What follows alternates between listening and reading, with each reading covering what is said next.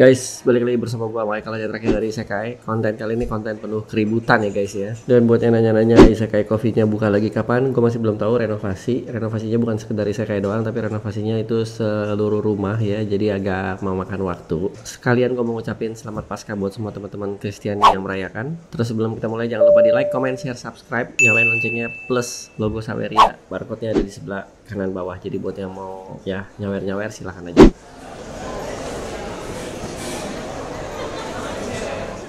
Oke, jadi konten kali ini kita akan ngebahas perang pendapat dan perang mulut antara pedagang dan pembeli. Sebenarnya ini kasus-kasus sepele sih menurut gua. Sebenarnya yang membuat kasus ini menarik adalah satu, ini terjadi di dunia TCG, yaitu TCG Pokemon. Kedua, nilai barang yang menjadi kasus di sini tuh gede banget. Menurut gue ini ya menarik lah gitu. Dan ini kita akan lebih ngebahas dari sudut pandang atau dari pola pikir, bukan masalah gimana. Pokoknya gue susah ngejelasin nih. Lu ikutin aja along the way guys. Jadi intinya gini, ini ada perdebatan antara pedagang dan pembeli nih. Postingan dari si pembelinya udah dihapus, udah nggak ada. Kalau lu cari udah nggak ada. Tapi postingan dari pedagangnya yang merupakan klarifikasi itu masih ada. Tapi mungkin udah agak sedikit tenggelam ya, karena forum dan grup TCG-nya ini kan aktif banget. Jadi lu miss sehari aja tuh udah banyak banget di bawah, lu mesti scroll ke bawah. Tapi nanti akan kita tampilin di sini ya guys ya. Nah, postingan dari klarifikasi si pedagangnya ini bisa membuat kita menyampaikan satu kesimpulan guys. Nih, biar kita nggak lama-lama langsung gue bacain aja dulu ya. Pertama gini nih, ini postingan dari pihak penjual. Hello bro pembeli yang posting-posting tapi gua di blok. Makasih udah viralin gua terkenal dan nambah rating positif gue. Kalau mau post tag gue lah kalau lu cowok. Orang juga bisa lihat siapa yang salah, siapa yang bener. Lu posting cuman jelekin diri lu doang dan gua nggak ngerti maksud lu apa. Di sini lu cek aja yang support gua siapa. Aman bro, no hard feeling. WK. Terus long story short, orang dua-duanya nggak kenal. Gua minta DP 1 juta nggak mau, yang satunya langsung DP 10 juta. Terus gua suruh pilih yang nggak mau DP. Kocak emang lu bro. Langsung nih ada komen yang masuk di bawahnya, pembeli tempat dan waktu dipersilahkan. Terus nggak bakal berani muncul dia bilang gitu. Terus most trusted seller, respected seller. Yang bersangkutan baru gabung grup tahun ini ternyata. Dan ya ada satu post grupnya sama kayak gini, soal deal yang gak jadi. Kasih tahu arah jalan-jalan di Akihabarako. Terus ini masih komen-komen lagi ya guys ya. Sering sih disodok orang offer lebih tinggi, tapi nggak pernah gua dramain. Seorang seller dilawan dia mana mungkin tipu-tipu guys, bayar pajak negara aja pakai dolar. Widih mantep banget ya seller kita yang satu ini ya.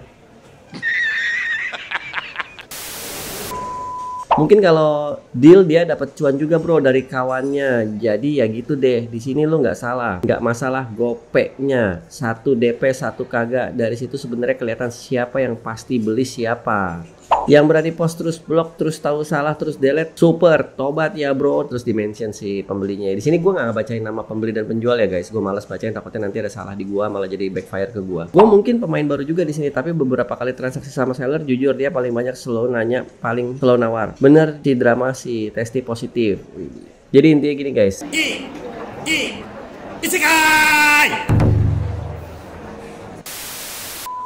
Jadi intinya gini guys, si seller ini jual kartu slab. Ada 2 calon pembeli. Pembeli yang satu itu disuruh DP 1 juta nggak mau. Pembeli yang kedua itu langsung DP 10 juta. Sekarang logika aja berpikir. Kalau gua punya barang, kalau lu punya barang, pasti lu juga pengen mengamankan barang lu dengan harga tertinggi. Itu satu dulu. Kedua, sebagai seller yang trusted, sebagai seller yang punya harga diri, sebagai seller yang benar-benar baik, pasti mengutamakan siapa yang DP duluan tanpa melihat besarnya. Siapa yang DP duluan, dia yang lebih berhak mendapatkan barangnya. Jadi kita nggak bicara masalah besar DP dulu nih. Lah lu disuruh DP 1 juta aja nggak mau. Jadi poin 1 nih ya, poin 1. Untuk DP 1 juta aja lu nggak mau. Sedangkan di saat bersamaan ada orang yang mau DP di 10 juta. Kalau lu 1 juta lu DP, terus barangnya dikasih ke pembeli yang DP 10 juta. Nah ini seller tandanya rada salah, etikanya kurang. Tapi ini enggak. Udah lu kagak mau bayar DP sama sekali, di pihak lain berani DP lebih gede 10 kali elu. 10 kali elu. Nah, tapi gue di sini nggak ngomongin besaran DP ya, maksud gue ya. Nggak. Bukan berarti yang DP-nya lebih gede itu dimenangin, enggak. Yang DP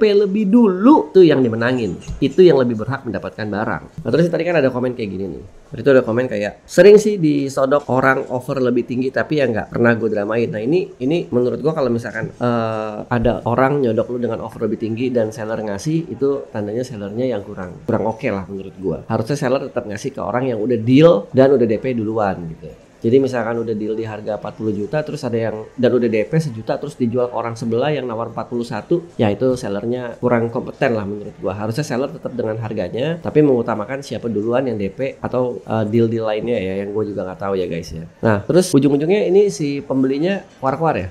Jadi di postingan yang dihapus itu guys, intinya si pembeli ini keluar-keluar di wallnya sendiri. Dia bilang harga diri gue cuma dihargain sekian doang gitu. Terus habis itu bukti percakapan si pembeli dan penjual ini dikasih gitu. Di sini gue sama sekali tidak menyalahkan si pembeli sih. Di sini gue sama sekali tidak menyalahkan si penjual sih, karena penjual di titik yang benar dan di posisi yang benar banget menurut gue. Gue jual barang mahal, gue pengen ada kepastian.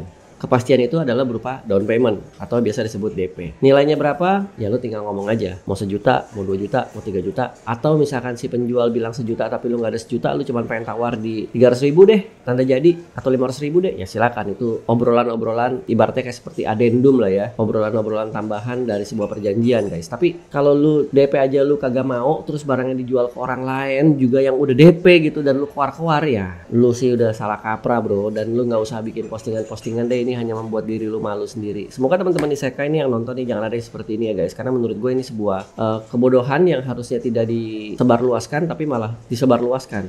Niatnya mencari pembelaan publik, mencari suara massa, malah menjadi backfire. Jadi salah kaprah banget aja menurut gue gitu. Menurut gue lu harusnya kalau kayak gini udah duduk aja santai, terima aja kalau memang lu nggak bisa DP atau lu nggak mau DP. Nggak usah keluar-keluar kayak harga diri gue cuma segini, lu kayak nggak tahu aja gue siapa. Ya bro, please lah, omongan anak kecil begitu. Emang dia nggak tahu gue siapa ya? Emangnya dia nggak tahu koleksi gue apa ya? Ya elah, udahlah, lu kalau kayak gini-gini mendingan lu diam ya. Lu mojok di kamar, nyalain handphone lu minta maaf. Sorry nih, gue hilap nih, itu lebih gentle lah buat gue lah, kayak gitu-gitu lah ya. Suka nggak suka silahkan tulis di kolom komen. Komentar gue bener apa enggak silahkan tulis di kolom komen. Mau debat sehat juga, debat aja di kolom komen. Jangan lupa like, comment, share, subscribe, nyalain loncengnya.